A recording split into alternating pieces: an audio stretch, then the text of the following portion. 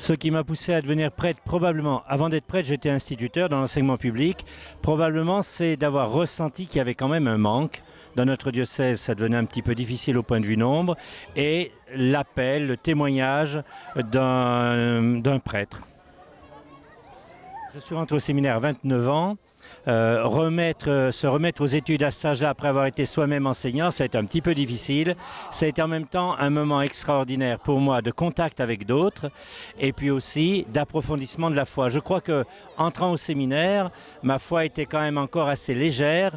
J'étais plus attiré par le fait de ressentir ce besoin de servir l'Église. Après, la foi a été approfondie et un beau moment d'ouverture à l'ensemble de l'Église, mais aussi à l'ensemble du monde. Avec bonheur, je vois qu'en paroisse, on le redécouvre un peu plus qu'il y a quelques années. C'est pour nous toujours un moment merveilleux. Merveilleux d'abord d'accueillir très souvent quelqu'un qui souffre et puis de lui transmettre de la part de Dieu à la fois le pardon, mais aussi une parole d'affection et d'amour et revoir partir la personne, peut-être après quelques larmes, mais avec le sourire, se sentant un peu soulagé, c'est toujours un beau, grand moment.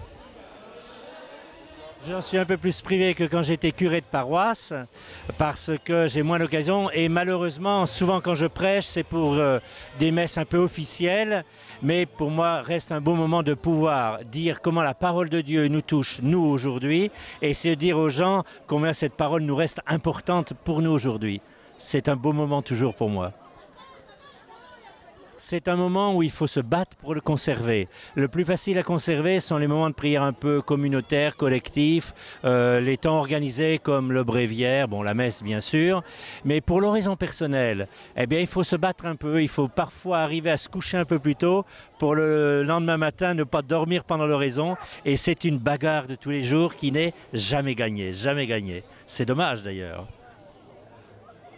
Mes joies au quotidien, mon rôle comme vicaire général d'être auprès de l'évêque, c'est de l'aider dans sa propre mission, la mission qui lui a été confiée, ça c'est une joie.